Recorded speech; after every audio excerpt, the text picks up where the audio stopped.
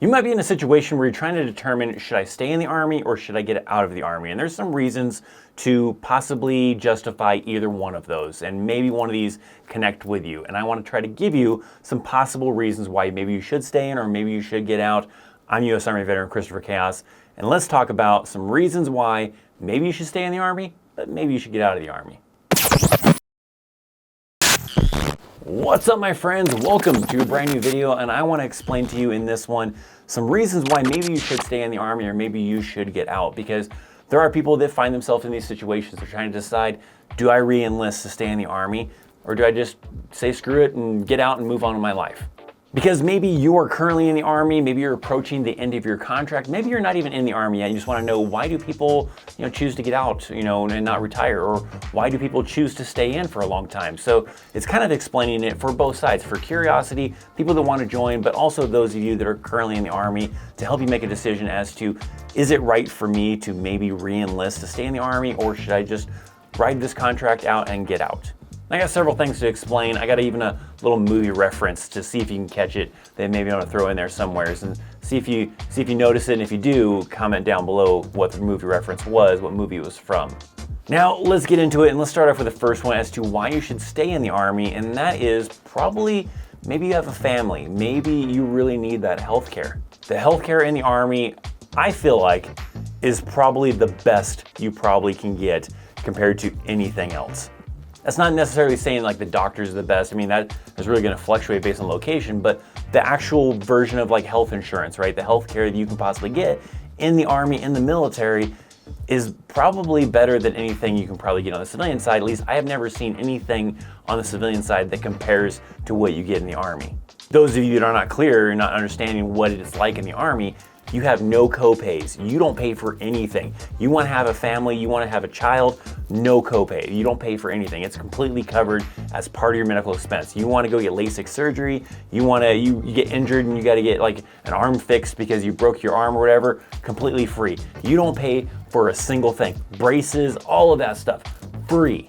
I don't think I've ever seen any kind of comparable healthcare coverage on the civilian side that does that. You might have ones that, sure, you pay an arm and a leg, maybe like $1,000, $500 a month or whatever, but you still have a copay and it covers a lot of things. But I don't think I've ever seen it on the civilian side where you're paying for health insurance and it's free. But also look at it as, in the military, you're not paying for the health insurance. It's included with your service to the military. I've known a lot of people that that's what they wanted to do. They wanted to be in the Army, they want to be in the military, they want to start a family. So they have 1, 2, 3, 4, 5, 6, whatever kids, and the Army pays for those doctor's bills. And then maybe they choose to get out of the Army after, raising that family for a little bit or whatever. And they had this family for essentially free, just with the cost of them serving in the military.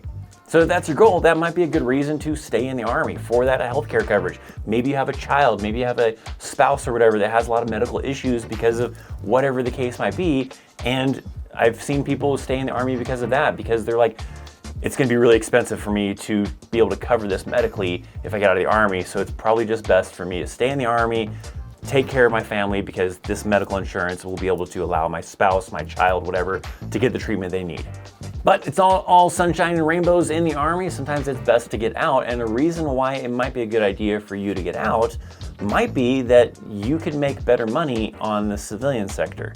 That's not always the case though, okay? I mean, let's say you're 11 Bravo, you're a cook or whatever, and you're trying to do the exact same thing on the civilian side, probably not gonna pay better. But there are things like, especially like with IT, right? I know people like, let's say a 25 Bravo, right? You're IT individuals, you have these certifications and everything, the experience, especially from the military. You go find a job, let's say on a military installation, that they need someone who's IT certified with all these Sec Plus and all these other plus whatever certifications that you can possibly get on the IT side in the military, and those translate over into the civilian side because it still translates the same. You can make big money. I've known people that do that on the civilian sector and make like $80, $90, $100,000 a year, and you probably can't make that being, let's say, an E4, E5 doing the same job in the military. But again, not always gonna be the case. Like I said, a cook, right? If you're was 92 Golf, right? You're a cook in the Army and you want to get out and be a cook, unless you're gonna be working at some huge 5-star restaurant, probably not going to be making better money. If you're going to be getting out and just going to work at Applebee's, going to work at some small restaurant, maybe even starting your own restaurant, there's the possibility you might not be making more than what you made in the Army. Now, for like my single soldiers, I know a lot of times you look at that paycheck and you're like, well, I mean, if I'm going to try to make more outside of the Army, well, all I really have to do is make more than $15 an hour or $12 an hour, because that's what I'm getting in my bank account. But the other thing you're not factoring in is you are living rent-free. I've mentioned this a bunch of times in other videos. If you're a single soldier, even a married soldier, you're living the life rent-free. Now, married soldiers do get paid extra. So if you're a single soldier, take a look at what you would be making in the Army if you were receiving BAH, BAS, because that would be a better comparison of what you're making in the military, and then do your research and look at what you could be making on the civilian sector and see if it does actually kind of line up. There's other things too, like factors like, benefits and everything too, but without getting into a huge breakdown with it, make sure you're doing a little bit of research to see if really that civilian job does pay more than what you can be making in the military, or with all the benefits and everything you're getting on the military, no, I'm really gonna make more if I stay in the Army. But there are some jobs that, yes, do pay a lot better than you would be getting if you stayed in the Army. A reason kind of related to that to stay is the retirement benefits, because the Army's retirement benefits are probably not anything close to what it's like on the civilian sector. Civilian sector, you stay in 10, 20, 30 years, whatever, they don't really care, right? There might be some jobs that do offer pensions, like especially sometimes law enforcement and other government type of jobs, but your average other jobs do not care how long you stay in, where in the Army, 20 plus years equals a pension that you get for the rest of your life. Especially like if you're someone that's, let's say, joined while you're 18, well, you probably will have the opportunity, let's say if you retire right at 20 years, to retire at a pretty early age, receive a pension from the military, still go get some civilian job, and now collect 2 paychecks essentially. I mean, you could be less than the age of 40, you'd be like late 30s or something really, and possibly retiring from the military and collecting a pension. Now, depending on how long you served, 20 years is usually the earliest you can retire, unless you're doing like medical retire or something else, but 20 years gives you a certain percentage of that pension, and then going beyond that gives you more of that. And I'm mainly talking about active duty because it doesn't work the same on a Reserves National Guard. You can't really retire at 20 years of being in the National Guard. You have to kind of calculate active duty time. So mainly my active duty folks, right, deciding to stay in maybe for that retirement kind of check that you possibly get at maybe a young age, depending on when you join the Army, can look pretty nice. I know that sounds a little hypocritical because I didn't do that. In a future video, in the future I'm going to explain to you why I didn't do as long as, or why I stayed in as long as I did and didn't retire.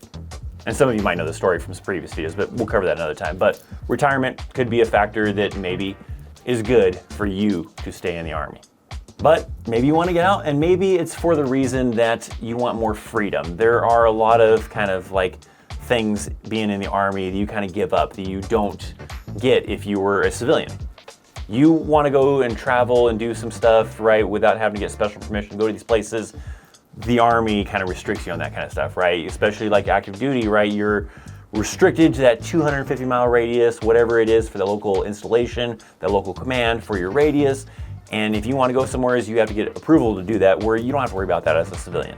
As a civilian, you put in some time off. They really don't care what it is you're going to do with that time off. If that's going 500 miles away, 1,000 miles away, whatever, they don't really care, as long as when your time off is up, you return back to work on time.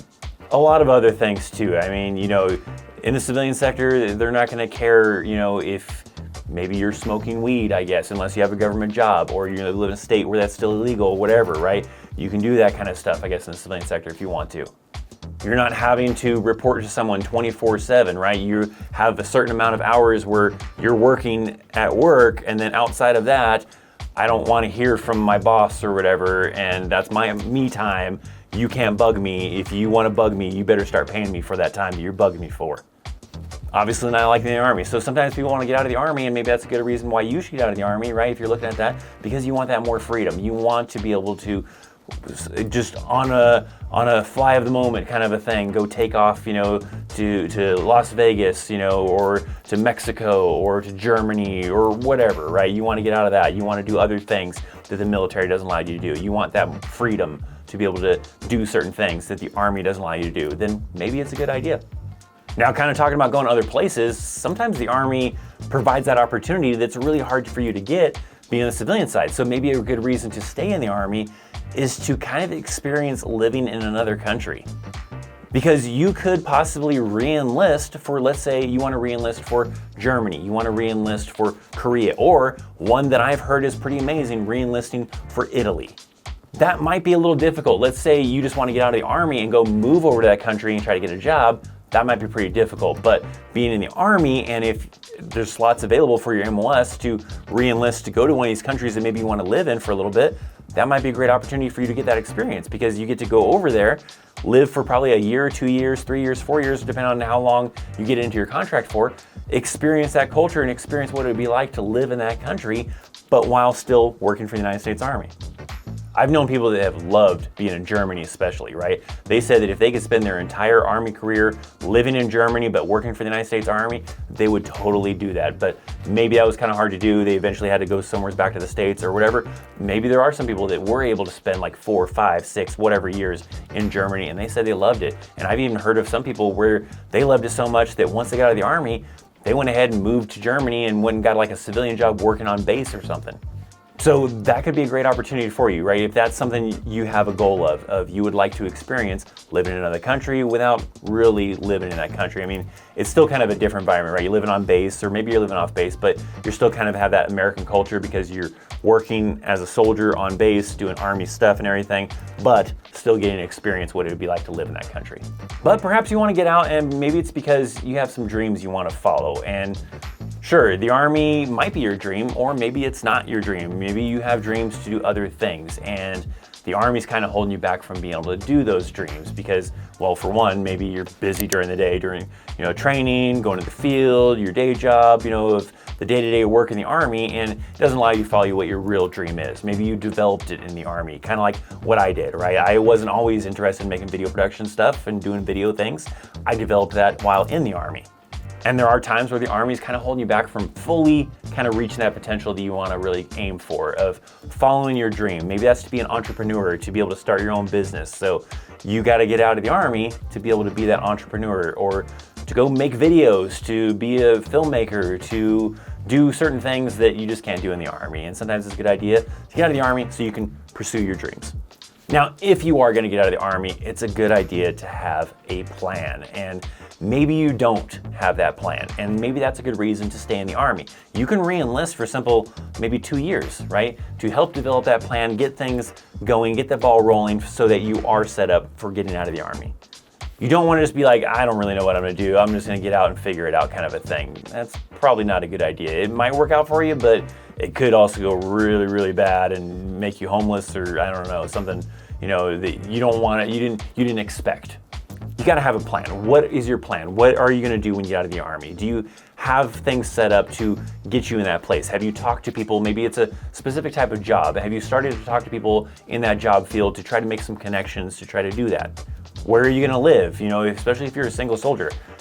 I don't recommend moving back in with your parents. I mean, maybe that is your plan, but what are you going to do? Do you have money saved up to be able to afford a place if you don't find a job right away, or to be able to do certain things and everything? So you got to have a plan. I don't recommend just getting out and winging it when you get out. You got to have a plan. And maybe it's a good idea if you don't have a plan, or maybe you do have a plan, but the wheels aren't yet in motion for you to be able to easily execute that plan. Then maybe it's a good idea to stay in the Army, maybe re-enlist for only 2 years, a couple more years to help really kind of get the wheel going, get the things, whatever, I guess, to get everything in motion for the plan that you have set. That way you're not getting out and just winging it.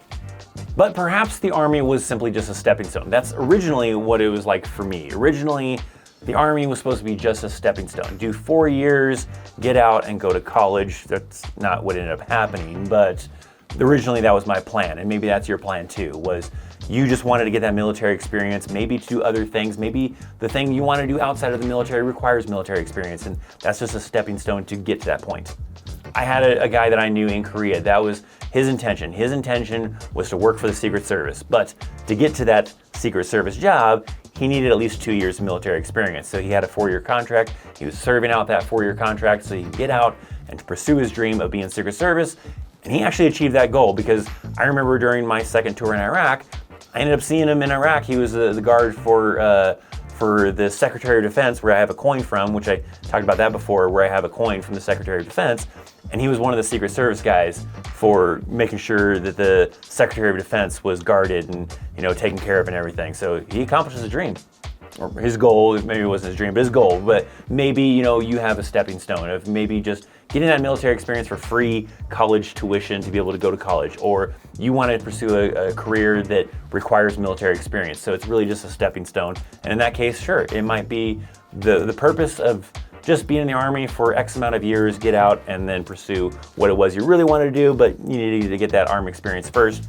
Then yeah, maybe it is a good idea, just get out, move on to what your plan was originally, to use the Army as a stepping stone and then move into this field.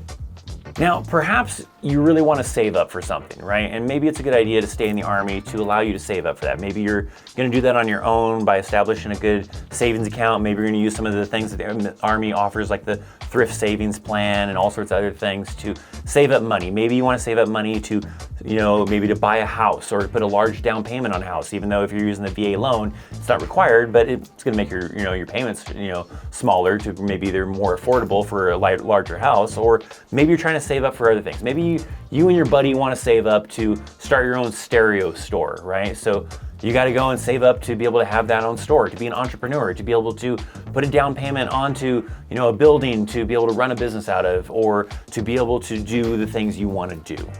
I've seen people where they do that, right? They're especially like single soldiers, right? You're living in the barracks, so you don't have to pay rent or anything like that. You live really minimal. You're eating in the chow hall all the time. You're putting a lot of money into savings through your own means or the thrift savings plan or whatever. And then you get out of the Army and you've got 10, 20, whatever grand that you've managed to save up to be able to utilize for whatever your intention was for saving up for something.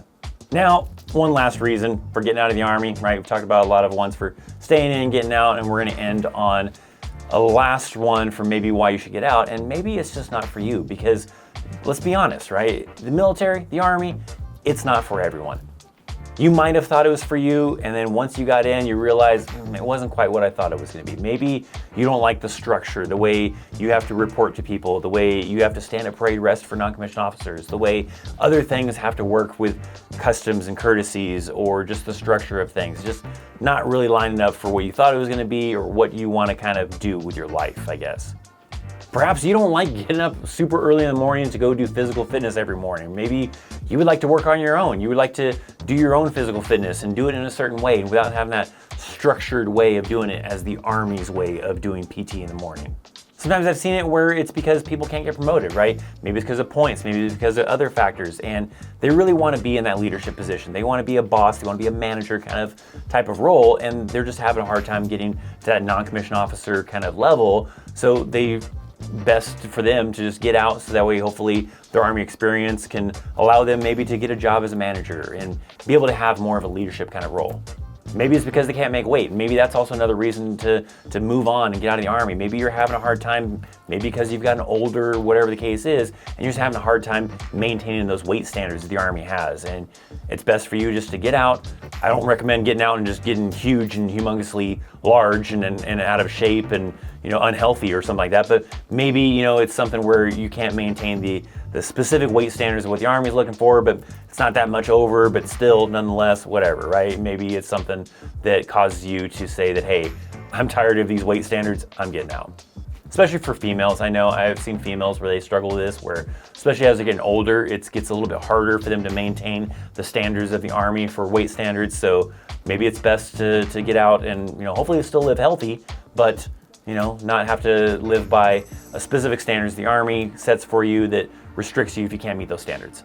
Now, I'd love to hear from some of my veterans, right? What was the reasons why you chose to get out of the Army? Was it just you did 20 plus years and it was time to retire? Or was it something where you got out before 20 years and it was because of this reason? Or also some reasons as to why did you stay in? Maybe you did 10 years, 4 years, 20 years, whatever, and there was some times in there where you re-enlisted. Why did you choose to re-enlist and stay in the Army?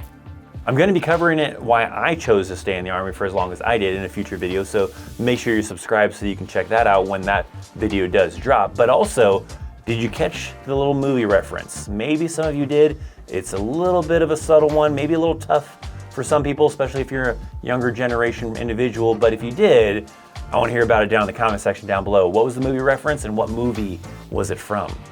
Maybe you got to go back and watch the video again. I don't really know. Or you can just check out this video right here. It's a pretty good one. I worked really hard on it, and maybe it appeals to you, as YouTube thinks it does anyways. Also, check out my links down in the description box down below. We got an affiliate link for Grunt Style, which is where the shirt's from, all sorts of other stuff. Thanks for watching. I'm Christopher Chaos. I'll see you next time. See ya.